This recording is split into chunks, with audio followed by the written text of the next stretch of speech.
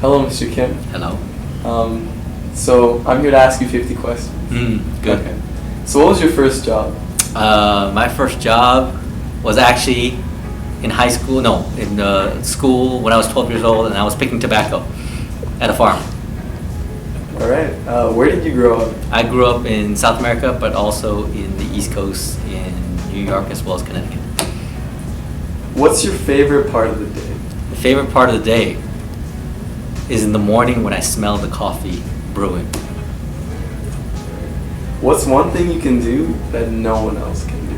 I don't know. I can break apples. I can do things that very few people can do because I don't know if there's anything that nobody else can do. Yes, there's no such thing. Statistically impossible. Okay, go. What's the one thing no one knows about you? What's the one thing that no one knows about? I'm an open book. I don't know. It's what? All my stories are true, except for one. Okay. If you had to describe yourself as a piece of furniture, what would you be and why? I like to consider myself as a functional person. So maybe a piece of furniture is very functional, like a couch, very used, not some weird end table that no one ever uses. Yes. What was the most bizarre smell you have ever smelled in your life? Oh, I think the one the most distinctive is in the summertime when you go to New York City in Chinatown.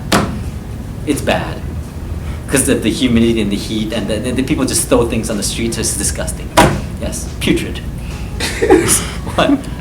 Do you believe pineapple belongs on pizza? Yeah, anything can belong. Kimchi can belong on pizza. Yes. If you could eat anything for your last meal, what would it be? My last meal. Panda Express. Yeah. Let's go. Well, okay. What do you like most about your current job? What do I like most?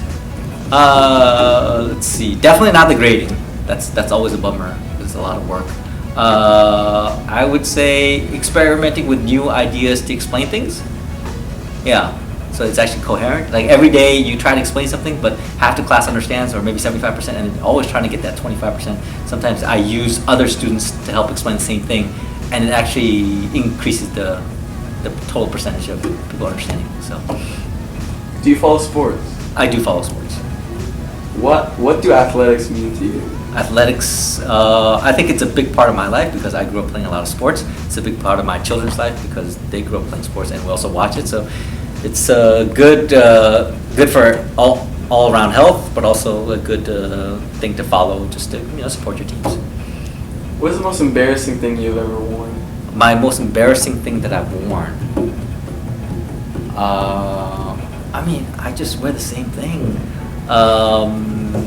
Oh no, I remember. Oh yeah, the most embarrassing thing I worn is I wore these pants when I was in middle school, and I think somewhere along the line throughout the day, because I wore them so much, there was a hole, and I didn't know, and it wasn't the crotch, of course. So it is what it is. What are your thoughts on climate change? It's real, and so we need to do something about it. So everyone needs to chip in because there's no way one person or one company or one entity or one country can fix the entire problems. Were you ever given a nickname? Yes, many. Oh, you want to know? So people thought I had fast hands, so they used to call me lightning fast, right? Obviously Joe, and then actually when I grew up in South America, I was called Jose. That's why I'm actually Joe. Actually, that's not the real reason. That's what I tell people. But there's a much more fascinating story behind the whole story. But anyway, I was called Jose. Yes. My brother was Antonio and the other brother was Luis. So, yes. Well, how tall are you? I'm 5'7.5". First thing you would do as president of the United States? Ooh, if I was president of the United States, I would actually make taxes much more simple and straightforward, rather than having all these loopholes as well as advantages for certain companies. Yeah. Favorite internet video? Favorite internet video? Surprisingly, I tend to watch these like what is it that show with the America's Got Talent or some crap like that, British Got Talent. So sometimes when they're singing, I like it because I think there was one guy, his sister went right before him and she did horribly. So she got kicked out, and then the guy had to go, and I'm like, oh, this is gonna be terrible too. But he was actually really good. I was like, cool. That was a good video. Yes. Who is your biggest inspiration? What's my biggest inspiration? I would say probably my father. Yes. Favorite clothing brand? Favorite clothing brand? I don't have. No, I have a significant proportion of my shirts are from Nordstrom. Because I know, like in 20 years, I can just get another one and just say, "Hey, I want to return the shirt," and they'll give me another one. First thing you do when you get home? First thing I do when I get home, I get changed. And what else do? I get changed. Try to relax. Yes. What is your wildest college story? What is my wildest college story? I have too many. Yes, I have too many. And then I don't think it's appropriate because many of them are illegal. But yes. I've been pulled over by cops a lot. Okay, how's that? When I was in college. Worst date you've ever been on? Worst date. Oh, I don't know how to say this without sounding racist. Okay, I went on a date with this Caucasian girl, and she really bugged me because you're supposed to eat, and then you use your knife to push it off the last bit of whatever, let's say rice or whatever. She used her finger to stop the food from moving, and then I was like, I'm done. There's no way I can continue. Okay, so that was the worst. How did you meet your wife? Through a friend. Through a friend of mine. He was my roommate, and he said, "Hey, I think it would be a good fit." So I contacted the friend of a friend, and then I was able to meet her, and we exchanged some information and got to know each other. That's how it went. Yes. What is your zodiac sign? I'm an Aries. I'm actually on the cusp between an Aries and a Taurus. So therefore, if I was a full-on Aries, I'd be a lot crazier, a lot more confrontational. I'm actually a little bit mellow for an Aries. Yes. Who is your favorite student of all time? Who's my favorite student of all time? That's an interesting question. I probably have to look up there. I'm not sure if I have a favorite student. I don't know if I have a favorite student. I have lots of students that I really had fun and enjoyed having. So, how about this? I'll explain to you what type of personality or what kind of human being I would consider like a really favorite student. If I don't see them for 5 years and automatically we are talking and we're laughing, like we've never been apart, or whatever, that's great. That means there was some level of communication or interaction that was like deep-seated, that was natural, and I don't have to force it. I don't have to force a dialogue. It comes natural. So. What was the last book you read? Last book I read? There's so many books I read. I've actually read. And I listen to audiobooks too. Oh! Last book I read, audiobook, is probably Zen Tennis. So my son plays tennis, and I'm trying to help him to kind of be more mellow when he plays tennis and more like calm. So in big points, not choke, right? Basically, yeah. What show is your guilty pleasure? My guilty pleasure. I don't like admitting it, but I do watch How I Met Your Mother. I binge watch that sometimes. Friends, I watch some of that stuff too, but. That's about it. I like violence. Yes. What is your favorite animal and why? My favorite animal is probably a dog. Just because when I was young, my dad used to bring home all these different animals.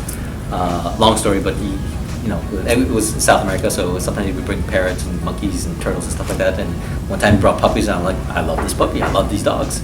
So that's why. Yeah. What does being Korean mean to you? Being Korean honestly doesn't mean that much to me on a day-to-day. But when I'm around Koreans, suddenly I feel very comfortable. I feel like, oh, I fit in. It's really weird. Like, I'll say logically that I don't care if I'm Korean or not, right? But when I'm around Koreans, then like there's a level of comfort that like, oh, I feel kind of at home. So I would say there's definitely something there, but it's not like I can, it doesn't influence my day-to-day life. What is your Chipotle order? My Chipotle order is brown rice, chicken, black beans, extra veggies, mild, no cheese, no lettuce, corn. That's it. Yes. What kind of music do you listen to? I actually listen to Pandora. I know it's like you guys have Spotify, but I just have that app, so I just listen to stuff like what is it? Like Bruno Mars, stuff like that, and then the radio goes on, and all the music that's similar to that just plays. What was the last concert you attended? Last concert, holy cow! I don't remember the last concert I've gone to. It's been so long. What is the last concert I've been to? I don't know. I went to a Van Halen concert when I was in college, and a Billy Joel concert. That was actually good. Yeah, that's it. I can't remember. I have gone to concerts before in the past. What do you love most about Costco?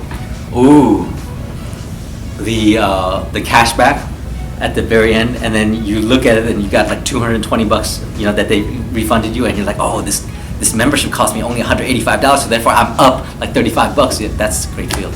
Yes, because you made out. Yeah. What was the last thing that you purchased? At Costco? Usually I buy stuff on Amazon. What is the last thing I purchased? I think I bought a screen protector for my phone. So it's in the mail. It's coming.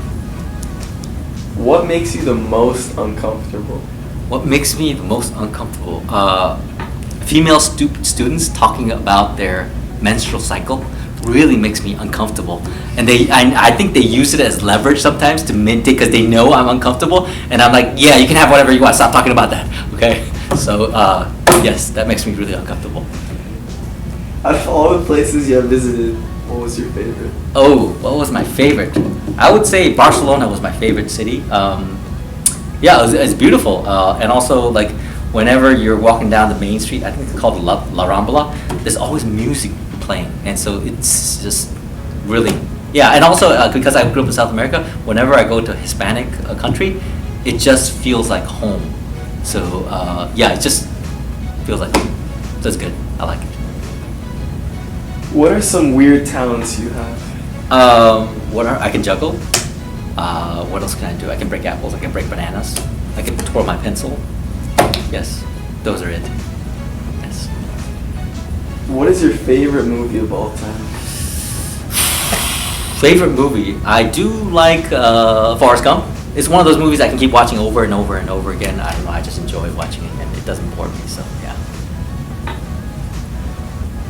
What is your least favorite restaurant? Ooh. Oh, the least favorite restaurant. I really dislike Chinese food in the East Coast because it's very not Chinese, and it's very they put a lot of MSG. It's just terrible food. I think the worst meal I ever had that I purchased was from a Chinese restaurant in Niagara Falls. That was really, really bad. It was really bad. Yes. What does your family do that annoys you the most? Oh, what do they do? What do they do that annoy me the most? I don't know if they really annoy me that much. Oh, I know. It's that during the dinner table, we usually, right before we eat, we always, everyone says what they're grateful for, and then we eat, we do whatever we do, we start eating, and then like somebody's complaining about their entire day. And I'm like, dude, I got my own problems. Why do I want to listen to your problems? Okay? What are your biggest pet peeves? Pet peeves meaning like small things that annoy me. I would say people who don't have like a common, like they can't read the room well, so therefore they do stuff that's completely inappropriate. Not that I don't do that, but I do it on purpose, right? But they don't know that it's inappropriate. The other thing is like people who have change, like coins in their pocket, and they're running around and it's just constantly making noise. It really bothers me. Yeah, pet peeve. What is your least favorite holiday? Least favorite holiday. What is my least favorite holiday? This is gonna sound bad. I don't really like Valentine's Day. The reason I just feel like it's super commercialized. It's just some made-up holiday that we're forced to buy yet another present for our loved ones. Christmas is not enough. Their birthday's not enough. Now anniversary is not enough. Now I got to do another thing. It's like, why do I have to do so many things? Can I just purchase one and make? We should have a special holiday, all presents in one day, and so that way I don't have to purchase 4, 5, 6, 7 things to test me to see if I. Anyway, it bothers me because it's the least important in terms of purchasing yet another thing for your significant other. So. Describe the worst haircut you have ever received. That I received? I don't know if I've ever had a bad haircut because I just cut my hair. And so I don't think I've ever had a terrible haircut, yes. What about the worst one you witnessed? Oh, worst one I witnessed. It's usually girls. Meaning like, for some reason, they have long hair and then they go and just chop it off. But I don't know what happened. They just didn't do a good job. It's not like they just chop it off shorter. They just chop it off, and it's like, whoa, what is that? And then I want to say something, but I don't want to say something because I'm sure everyone else has said something. So therefore, I should just keep my mouth shut. So I just keep my mouth shut, and so I just ask another, do you see what I see? And then we just, because I don't want to, make it compound the problem. Describe your biggest failure. My biggest failure? Probably thermodynamics is one of them. What else is the biggest failure? I don't know. I don't. The thing is, so my wife and I are very dissimilar. She remembers all her big failures. I don't. I only remember my successes. So no, because maybe I'm just deluded that way, and I can just cope with life better that way. But I don't remember too many failures. I don't remember too many failures. What? That's all I got. Yes. What is your proudest moment as a dad? What is my proudest moment as a dad?